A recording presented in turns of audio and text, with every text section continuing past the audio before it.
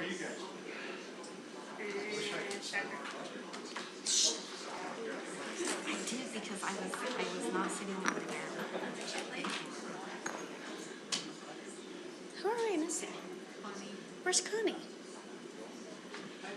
Oh. And It's okay.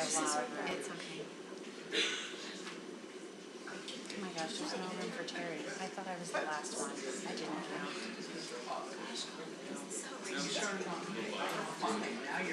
I'd rather put Mary first. And it's through emotion, correct?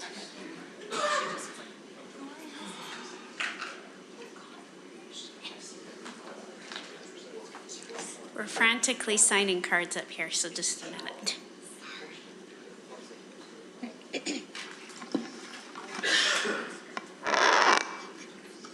How do you spell Terry?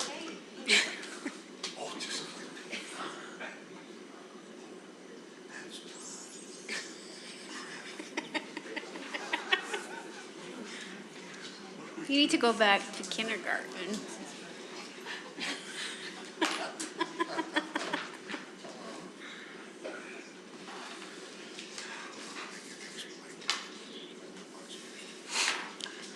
Are we live? We are live. Okay, we're going to go ahead and get started. Today is Tuesday, September 6th, 2022. We'll officially call this meeting to order and start by introducing who is here with Clark. Mark Nelson. Chris Wynn. Nicole McDermott. Connie Burgess. Julie Jackson. Terry Brown. Rich and I. And Karen Winder. Welcome everybody here in our attendance. Today's an exciting day. We have a few fun things at our 5 o'clock meeting coming up. Many of you guys know that Dave Garrett retired after 56 years on August 31st, 2022. And we're here to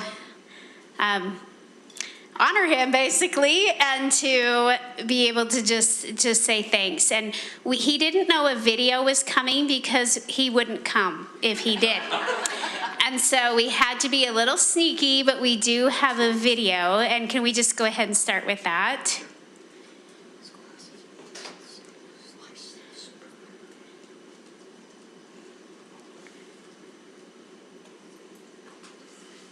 Hey Dave, Karen Winder here. I just wanted to wish you and your wife a happy retirement.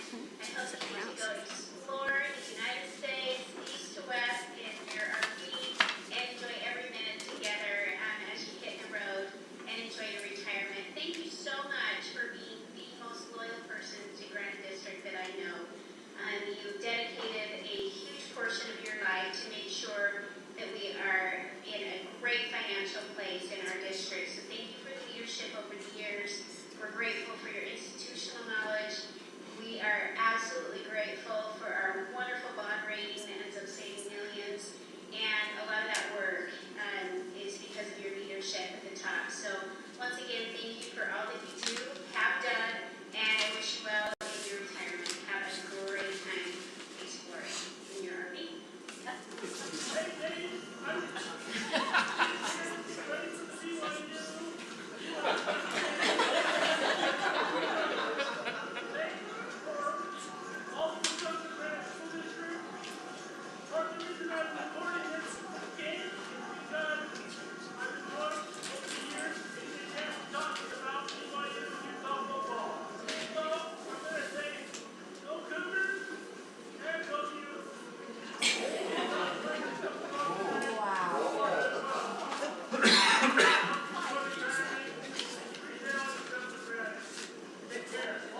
Hi Dave, you know me, I'm Terry.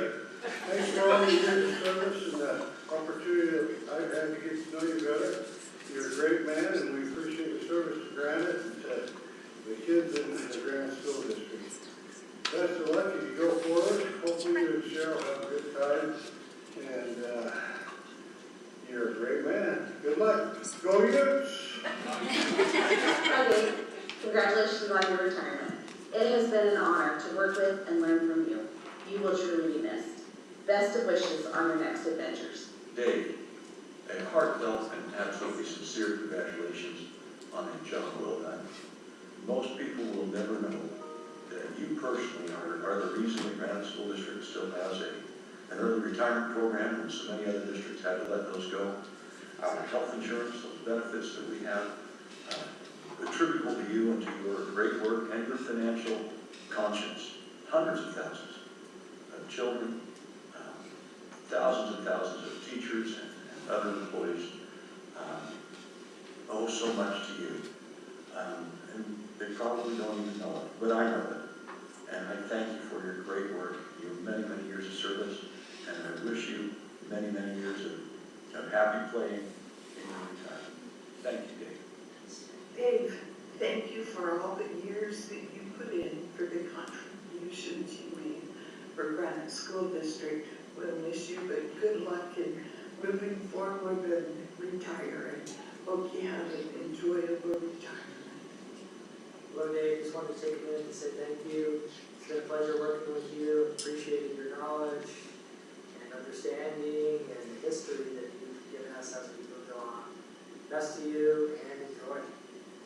Hey Dave, I just want to wish you all the very best in your retirement. It's a pleasure to have gotten to know you and take care in every way. Thanks.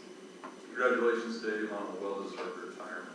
Your career stands as a legacy through your devotion, your leadership, your commitment to helping this district succeed. Thanks for all you've done.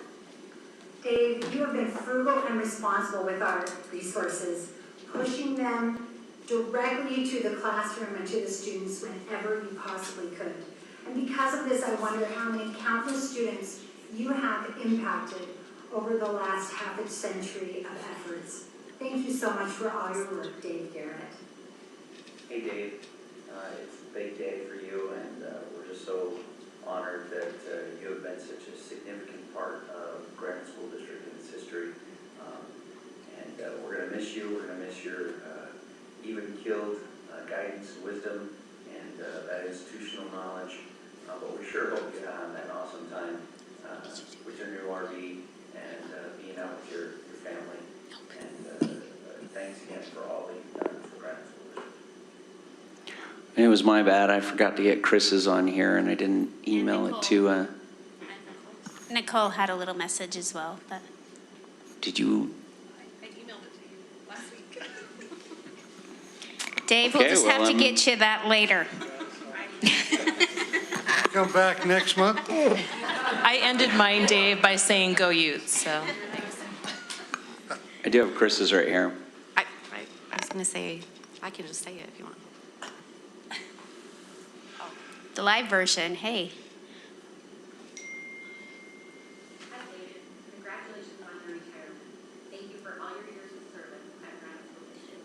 I wish you all the best. And there's Doug asking if he can have another chance to send in a message. I'm sorry. I must have not forwarded that, so I apologize that we're missing one of those.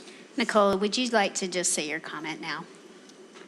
No, I want to forward it. No, thank you. I just said thank you for the everything that we've learned from you. I am personally, I'm grateful to be able to call you friend, and it's been wonderful to get to know you and all of the things that you have done for us and for our district, the knowledge that you've shared with us, the things that you have taught me personally. I appreciate it and wish you the best. I hope that you may you never have a flat tire, may you never run out of gas, and go Utes. All right, thank you, Dave. So the board, we have a little gift for you, but you kind of have to come up and open it to have it make sense. So.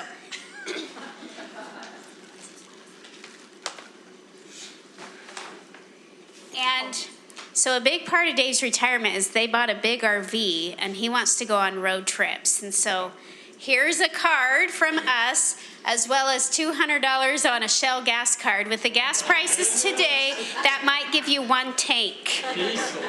So sorry about that. Half a tank. Might get you out of the state at this point. Yeah. That's very useful. And the card, I didn't like any of the retirement cards, and so we actually chose one that said, "Congrats on your new home." And it had a key. And And his new home is his RV, so you just have to, like, it's like a second home, so there you go. You have to make everything work inside of it. Yep, and then there's that, you have to, here, you can have the mic. Gotta show everybody what you got. Oh, best road trips in the USA. Sounds like a lot of driving to me. RV hacks and state parks. That'll be very useful, I'm sure. We have a lot to learn. We're really new at this. And if you'll have your wife come up, we have some flowers for her as well. We know that Dave couldn't do all the work that he does without the support that he gets from home. So there's some flowers for, and thank you. We wish you well in your retirement. Can you come back and actually introduce anybody you have here, back there, so we can all hear you at the mic? Is that okay? Because I would love. You want to use this mic? This one, yeah. And then we want to see your family. There you go. Well, thank you. You met my wife, Cheryl. She's been very patient and supportive, and she's anxious to try some new things, and so we're ready to do that. With us also tonight is my son, James, and his family. Stand up, James. His wife, Maria. And his oldest is Caitlin. Caitlin is just starting at Highland High School.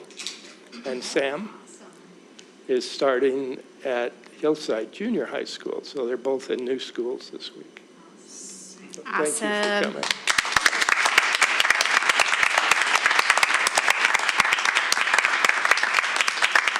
We'll turn some time over to you, Dave, for a few minutes. Whatever you want to say. Just a few comments for you. Who knew 56 years ago as I left college, it was my first and only interview that I had at Granite. Who knew I would still be here 56 years later? The idea never crossed my mind or anyone else. When people ask me, interviewees come into the district and they say, is it a good place to work? All I say is, I've been here 50 years. Does that speak for itself? When asked to start a budget office in 1974, we didn't have one. We'd had several years of deficits. The budget was being run by a committee of 5 people, and they had deficits for 3 or 4 years. And so the new superintendent asked me to start a budget function. I'm happy to report to you tonight that the State of the Union, or in this case our district, is financially healthy, and we have not had a deficit since 1974.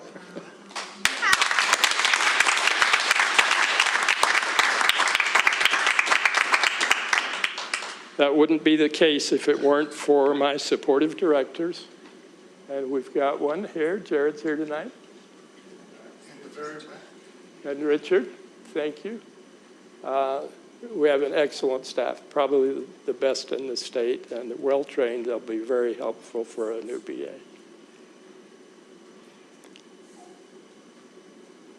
15 years ago, probably, a board member named Lynn Davidson, some of you will remember, used to keep asking me, he said, why don't you and I find a new district office before you and I leave? Before Lynn and I, we had a job to do before we left the district. Lynn left a little before I did, but actually the district was his idea. He woke up one morning in bed and thought, there's a building for sale on State Street. Let's go look at it. And we did, and we started to develop ideas on how we could do it. It was an unusually good purchase. We paid less than half price for what it was worth. So Lynn was the one who put together this building.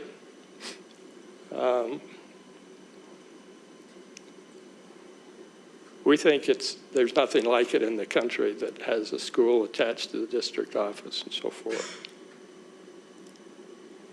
But you know what I've learned recently is that it's not the building that is the best place to work. It's the people you work with every day that makes it a good place to work. So just know I appreciate all of you. Now, as I move on to other tasks, and I'm sure Cheryl has a list. I wish our new BA, who is probably going to be appointed tonight, the very best as he starts in this job. Thank you.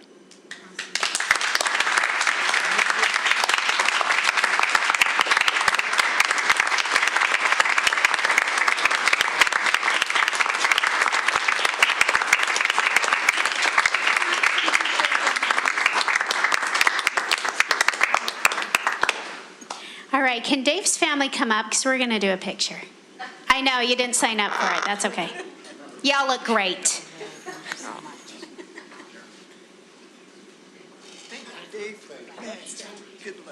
And board, you're going to come around and join the picture. Dave, Thank you so much. thanks so much.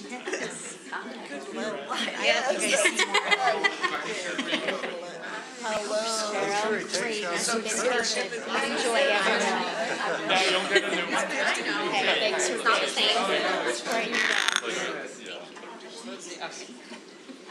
Hey, congrats on your grandpa. I hope you get to go on the RV trip sometime.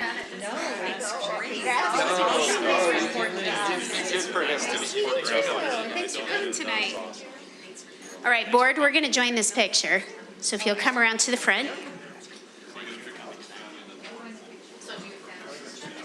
It's going to be family picture first, and then the board will join. What about assistants? What? We have such good-looking assistants. You're not part of the family. He spent more time with us than he wanted to. Try to pop in there. Hey. Total photo on that. 1, 2, 3. Some more. 1, 2, 3. Perfect. Now the board can join.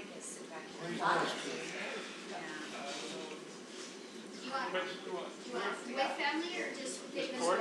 Just the board. David Board. Yep, that works. I can't stand next to you, Dave.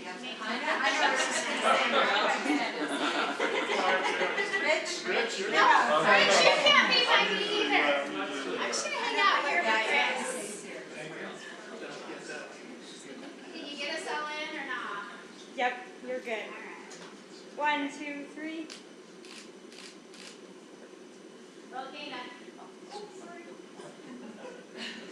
See, I was telling everybody to cheese.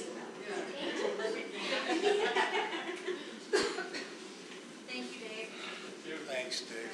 Are you staying for the rest of the meeting? I'm taking them to dinner tonight. I'm not at the cafe. Well deserved, well deserved.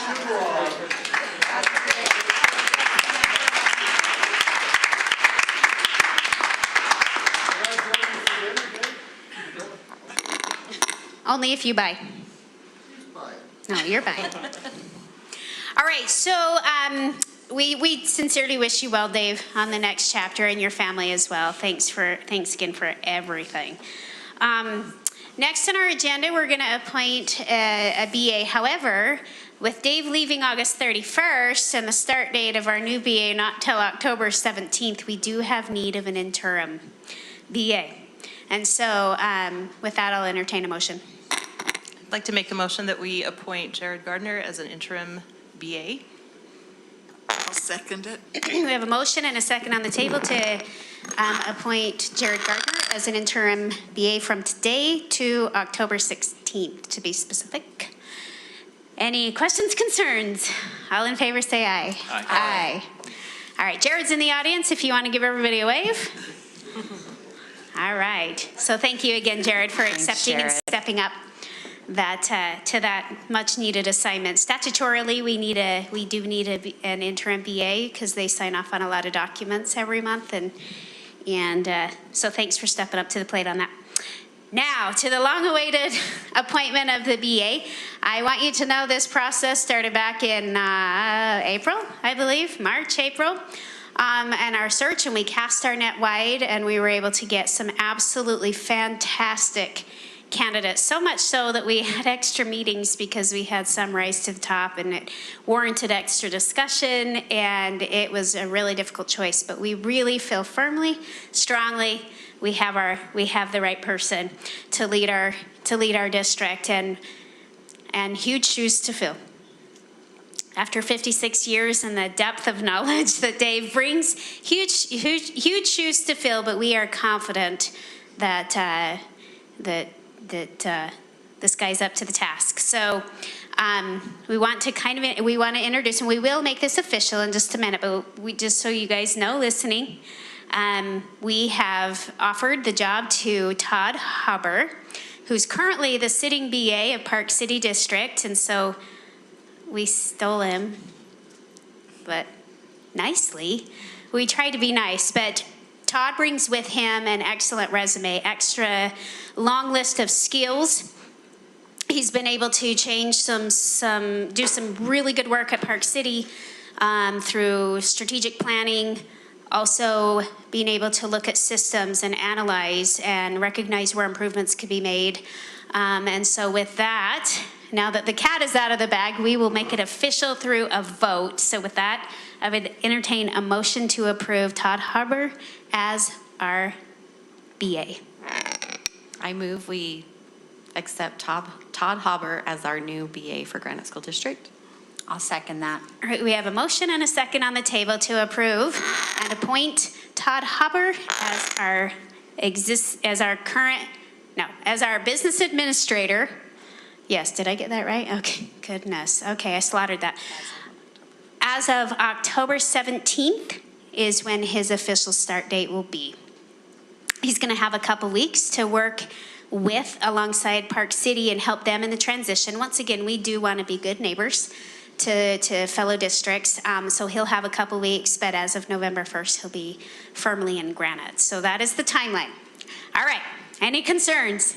All in favor, say aye. Aye. All right, so with that, we will ask Todd. First of all, will you just stand up and introduce your family real quick? And then we're going to have you come up and actually sign the contract. Sure, if you'll come over here.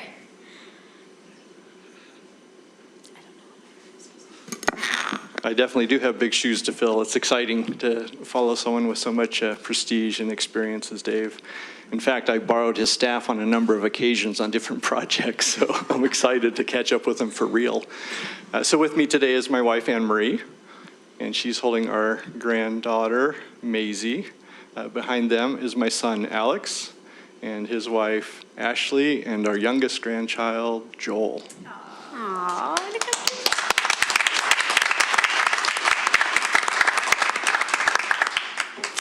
So do I need to run up there now? Yeah, let's make this official real quick. We're going to ask Dr. Nye to scoot over a chair and take his laptop with him. Todd, you can come right up here. Patrick, our HR manager, is going to lay out the contract, and we will make this official.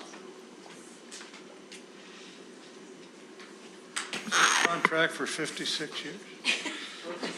Terry just asked us in 56 years. They only gave me page 7.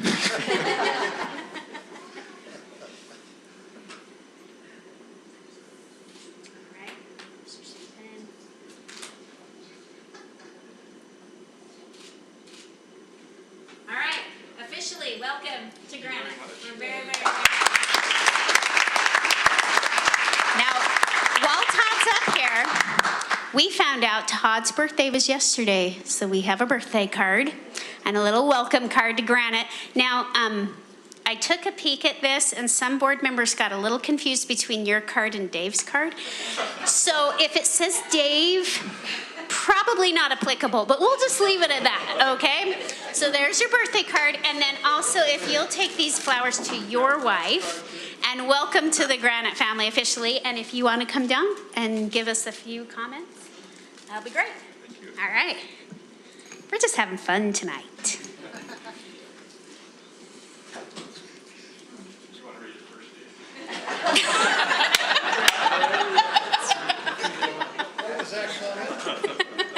He asked if Dave wanted to read the card first. I said the same thing in both, and I just added happy birthday. It applies to both. I'm sorry. Well, good. I am excited to be part of the Granite team. As I've mentioned, I've stolen your people at different times. I guess they're my people now. I just signed the contract, so I don't have to steal them anymore. But it's just some awesome people, awesome talent. I'm excited for Jared to step in the interim. Look forward to working with him as I come on board. I see there's a little bit of rivalry on football. So I thought I had the answer for it because I have an undergraduate from BYU and a graduate from U of U, and thought, oh, I just saved my alma mater's purple. And it works except for people who know Utah, and they say, oh, you went to Weber? And so I don't have a good answer anymore, so I just fight on both sides. But that aside, I'm excited, and thank you very much for your trust and opportunity to work with Granite into the future. This will be awesome. Thank you.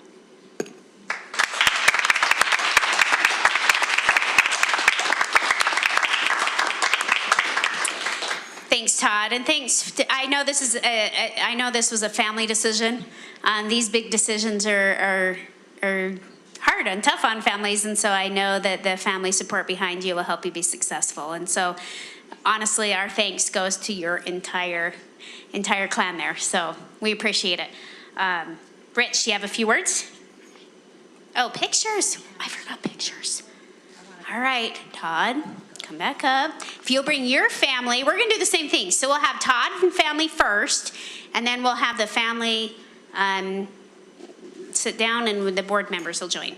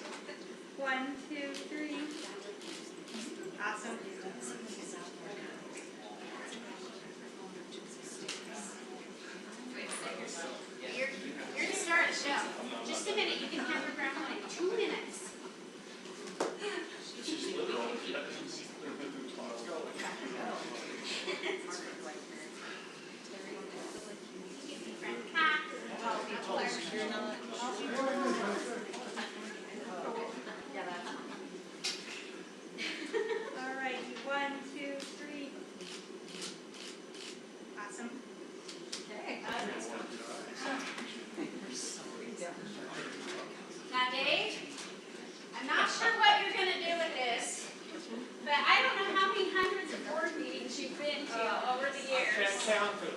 You can just put that in your RV right above Tuesday's back. That's right, Tuesdays. Oh, it's Tuesday's back.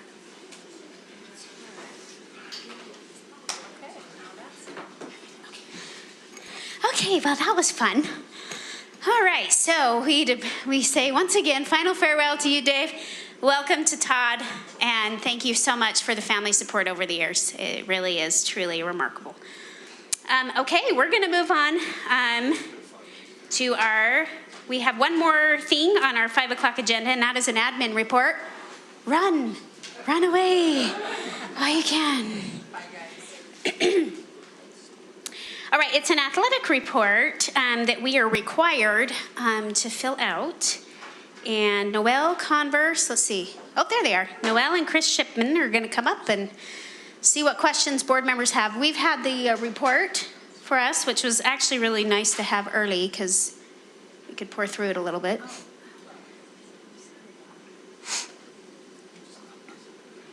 And we'll turn the time on. I don't know who's taking the lead between Noelle and Chris, but whoever. I'll let Chris.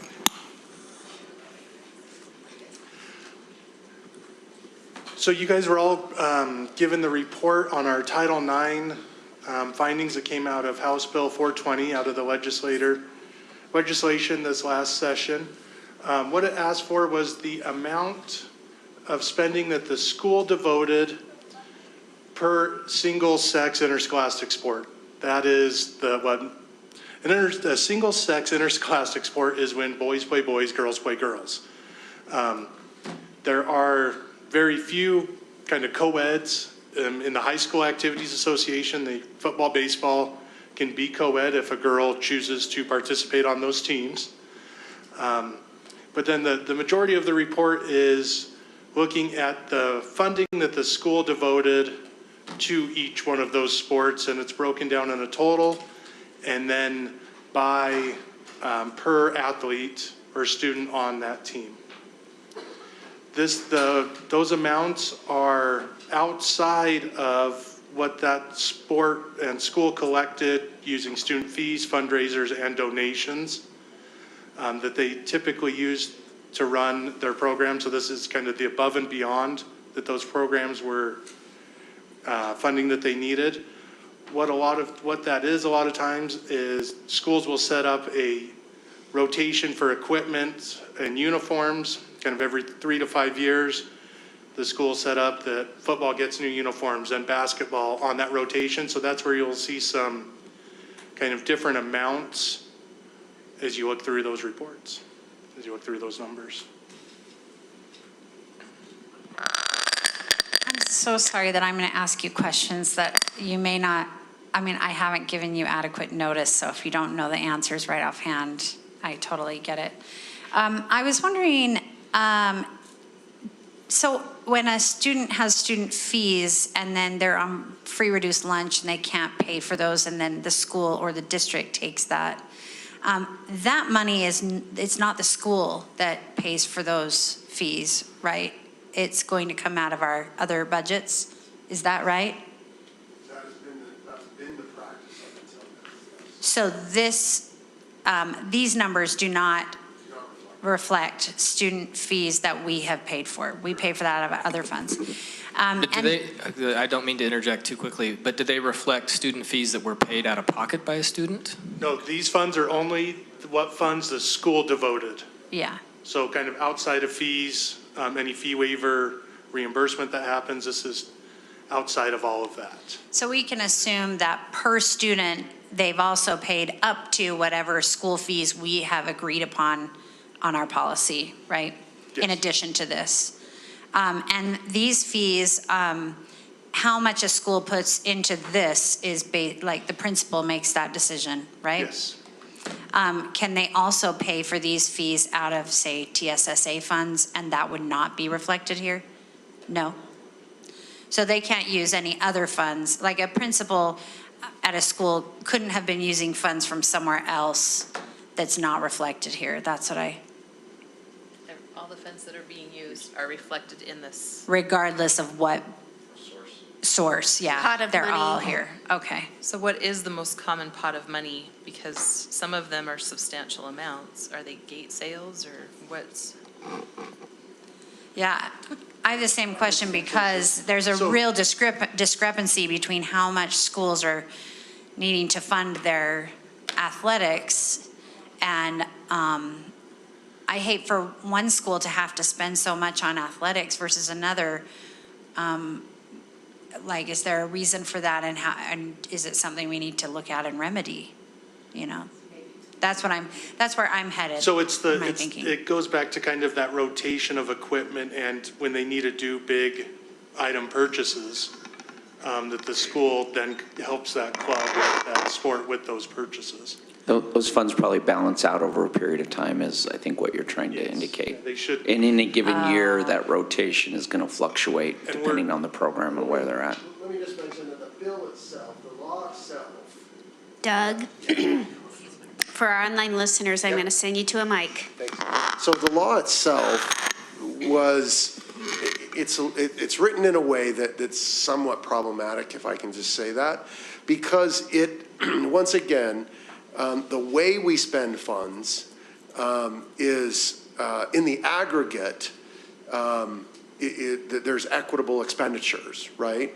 However, in a given year, the expenditure of those funds may not be necessarily equitable, simply because there are needs that one team has or one program has over others, and principals and coaches are they're supposed to plan that out over time and be able to allocate funds equitably across their their programming at the school. And so what we would need, and what we're hoping to kind of develop over time, is some longitudinal data where we can start to actually come up with some numbers that demonstrate more clearly whether there is equity in expenditures across, well, for the bill wasn't intended to demonstrate equity from sport to sport. It was intended to demonstrate equity from gender to gender, and we will, and we'll continue to track that. That's one of the things that we continue to track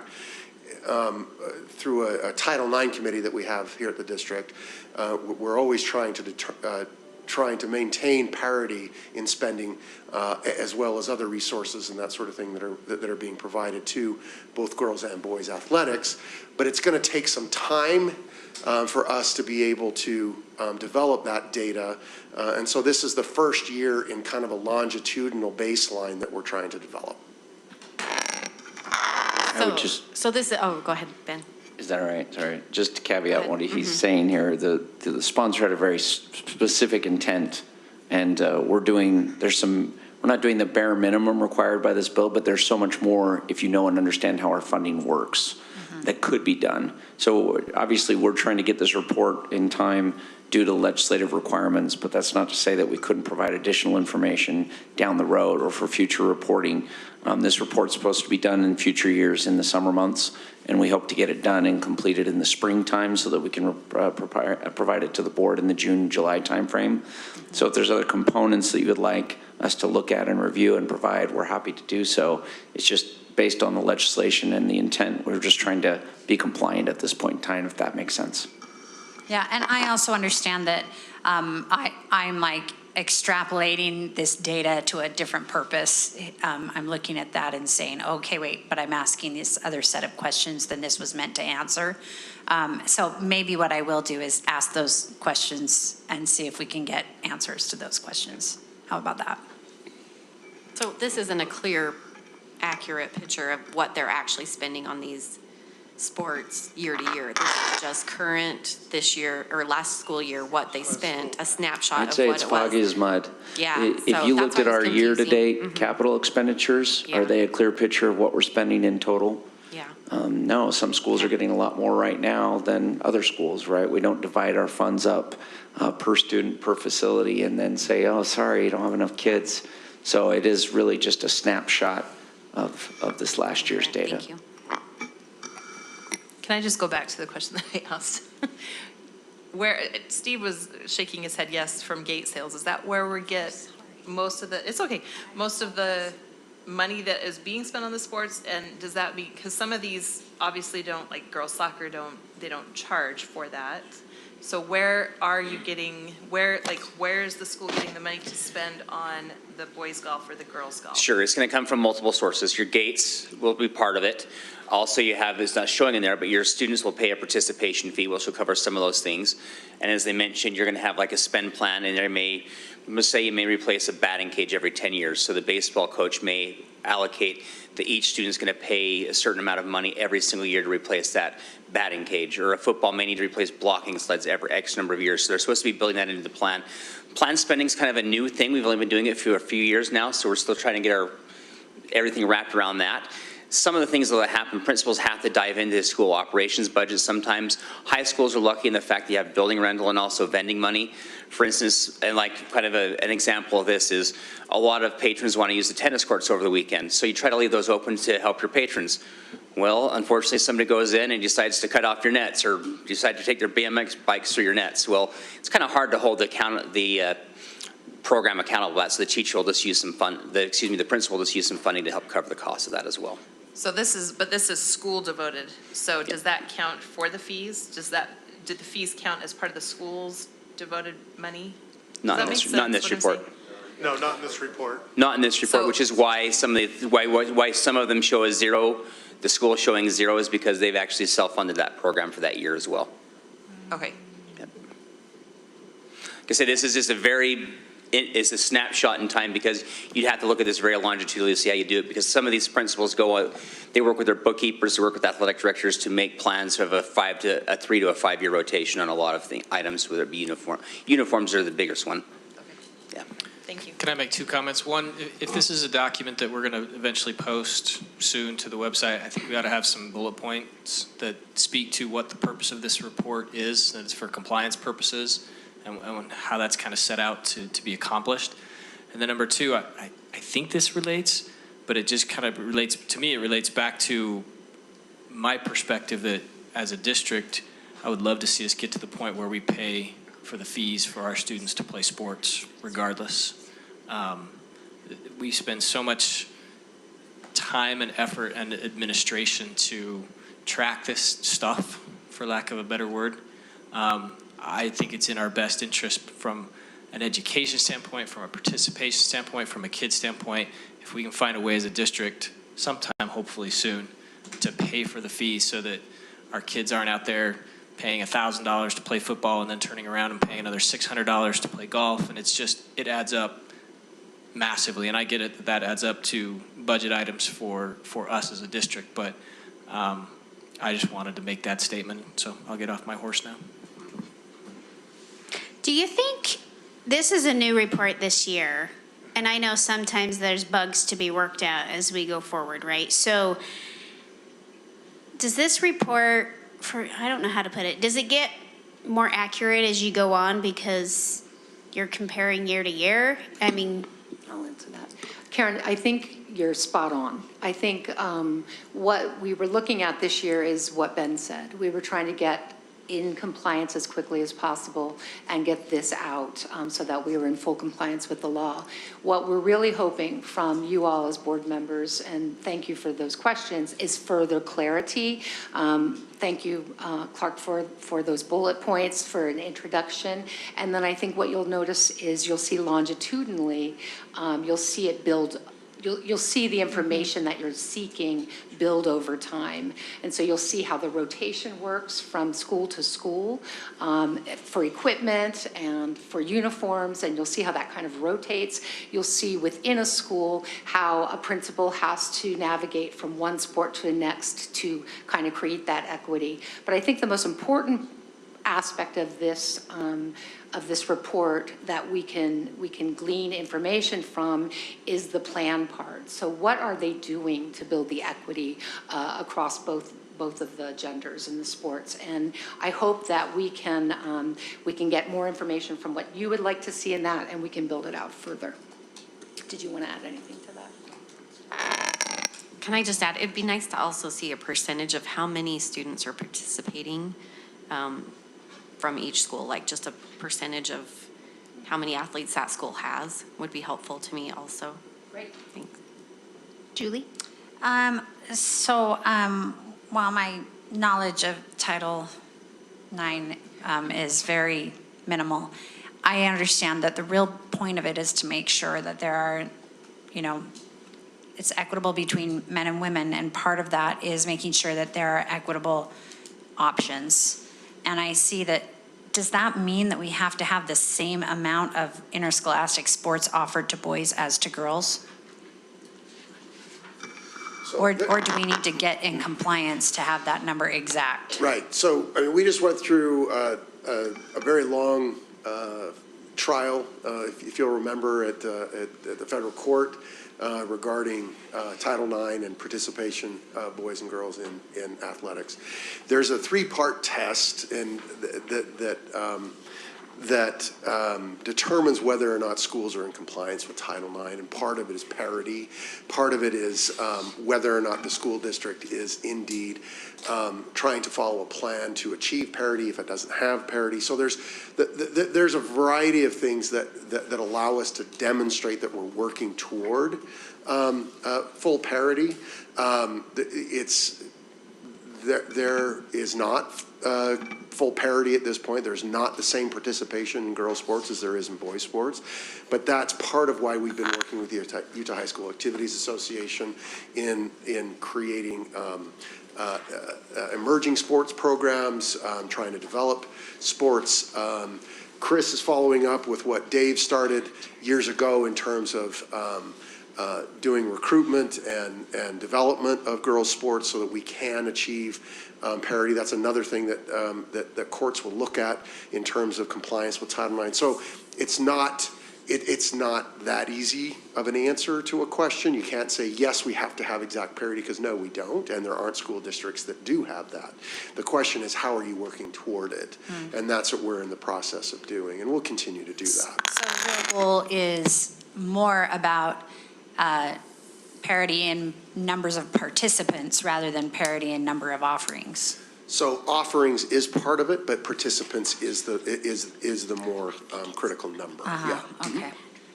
Well, and I liked when the high schools were asked what you were doing about it, whatever, that some of the high schools did say, we're trying to encourage girls or, encourage a different sport type thing. So I know they're trying, and that's what's great, is trying. Keep on.